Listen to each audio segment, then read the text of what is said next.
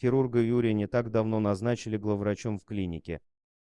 С приходом этого спокойного и уверенного человека, к тому же хорошего врача, в клинике наладился внутренний порядок.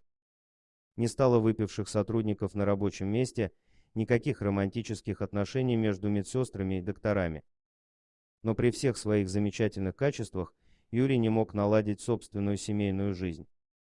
Его жена-красавица Елена когда-то хвасталась своим перспективным супругом перед всеми подружками. А сейчас они были в разводе, ведь Елена ушла от мужа к миллионеру, владевшему сетью торговых центров. Она обожала тратить деньги, и новый супруг вполне мог обеспечить все ее прихоти. Он возил ее и падчерицу, дочь Юрия, на заграничные курорты и осыпал балованную красавицу подарками. Елена именно о такой жизни мечтала. Юрий так и остался одиноким холостяком, единственным верным другом которого был черный лабрадор Гамлет.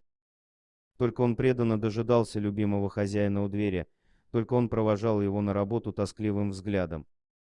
Юрию завидовали, ведь он был успешным врачом.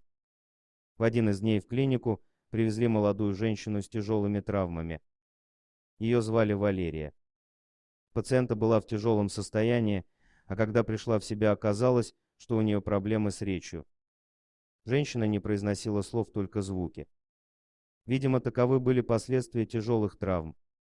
Она с трудом шевелила рукой, но Юрий пообещал ей, что поможет ей восстановиться. Девушка смотрела на него печальными глазами, но ничего не могла сказать. Единственным, кто навещал ее, был молодой красавец Константин. Он был младше девушки, и никто не мог подумать, что это ее супруг. Он так трогательно заботился о ней, такие пышные букеты носил, что все только завидовали женщине. Константин усаживался на край кровати, гладил супругу по волосам, сочувственно спрашивал, как у нее дела. Картина была идиллическая. Вот только Юрию почему-то казалось, что молодая женщина при виде этого человека вжимается в кровать от ужаса. Да и взгляд у Валерии становится затравленным. Юрий спрашивал у медсестер, не замечали ли они чего-то, но никто не находил никаких странностей у этой супружеской пары. Спустя неделю у Юрия в кабинете появилась медсестра. Она чувствовала себя уверенной и спокойной, вела себя совсем не так, как обычно выглядели новенькие. Рекомендации у Алены были прекрасные, так что никаких вопросов при приеме на работу у Юрия не возникло. Медсестер всегда не хватало, а тут опытная и уверенная женщина. Прошла неделя. Алена успевала повсюду, выполняла свою работу, пациенты были ею довольны.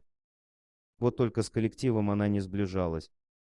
А еще Юрий заметил, что эта новенькая неожиданно подружилась с молчавшей Валерией. Ухаживала за ней, поправляла подушки. Как-то раз Юрий заметил, что Алена вышла, а на глазах у Валерии блеснули слезы. Он дождался, пока в палате никого не будет, а потом подсел к пациентке и попытался выяснить, что происходит. Он хотел убедить ее, что он не враг, желает только помочь. Попросил дважды моргнуть в ответ, если она хочет сказать «да», но женщина замотала головой и зажмурилась, отказываясь объясняться. Что ж, значит, надо было подыскивать другие средства. Юрий не привык сдаваться, тем более он прекрасно видел, что Алена заходит к Валерии по нескольку раз в день, а пациентка тревожится этими визитами. В обед Юрий съездил в магазин спецтехники и купил скрытую видеокамеру. Дождавшись вечера, когда Алена отправится домой, а Валерия спокойно уснет, он установил камеру в ее палате. Дорогие друзья, если вам понравилось видео, поставьте лайк, а также подписывайтесь на канал, где найдете еще много интересного.